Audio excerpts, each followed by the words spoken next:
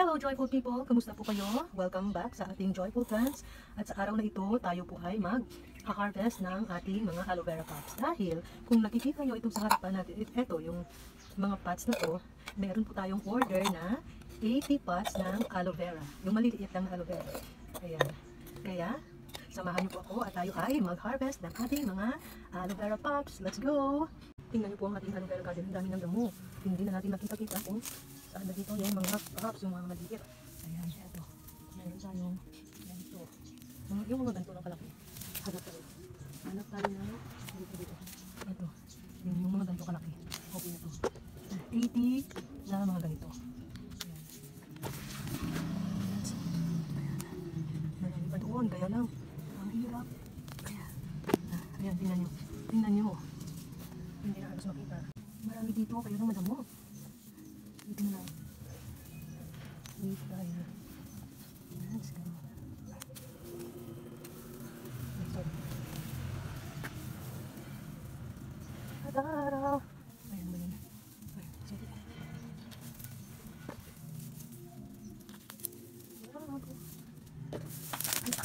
Ayan mo na dito. Yeah! Dito na lang tayo mangunguha ng mga pops sa mga potted aloes natin. Marami naman. Ayan. Mahirap kasi mag-harvest kung mainit. Ayan. Ganyan lang. Ayan. Tanggalin natin ito lahat. Lahat na kayang tanggalin na.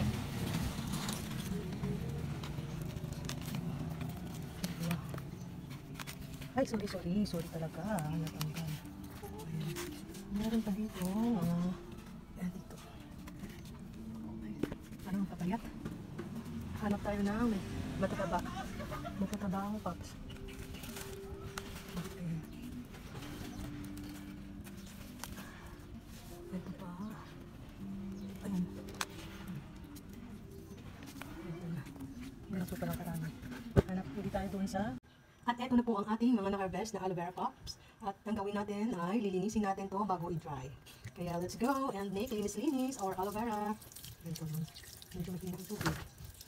Tatanggalin natin ang mga ganito. Yung mga hindi na magandang dahon. Para malinis. Yan. Yan na. Yan na siya. Okay. Mainit doon sa labas. Pag hindi na ako naka-video. Nakaka-video, hindi na. Lilinisin natin pati ang kanyang mga kagat. Tatanggalan natin ang hindi kaya-ayang mga dahon.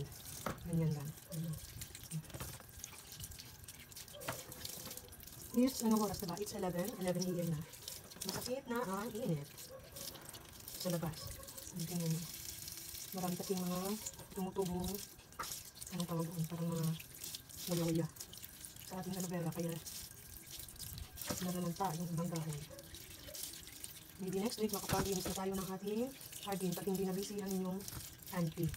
Auntie naman ngayon, hindi na lola. Ganyan. Let's do the hugas-hugas! Hugas ng hugas. Yan lang. Siguro kulang po. Hindi siguro aabot ng 100 o ng 80. Dadagdagan na lang natin mamaya pag kulangin tayo. I just want to say thank you sa nag-order sa atin ng ganito. Meron na silang pots.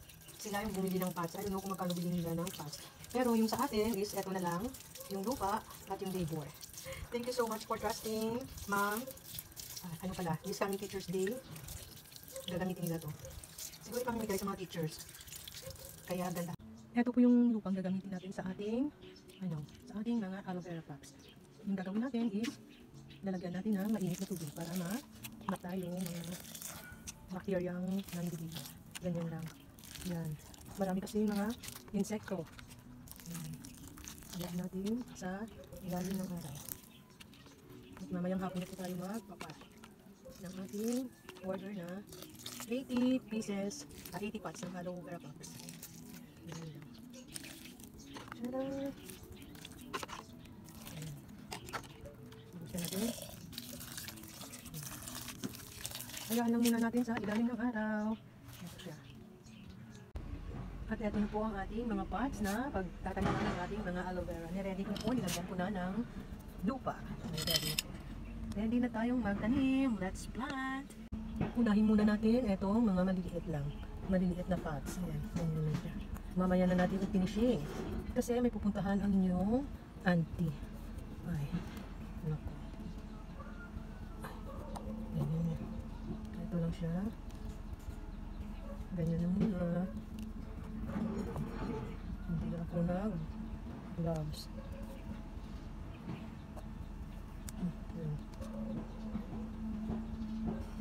Next.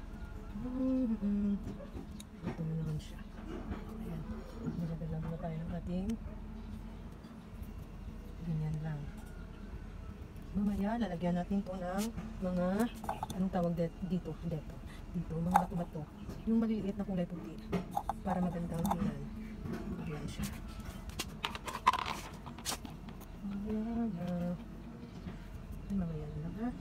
At eto na po ang ating natapos. 80 pots lahat yan. Ginabi na tayo. Ayan sila.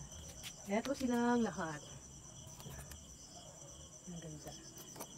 I just want to say thank you so much sa nag-order ng 80 pots ng ating aloe vera. Sa uulitin, thank you so much ma'am and happy Teacher's Day. Bye for now. See you again next time. Thank you so much for watching. God bless us all. Bye!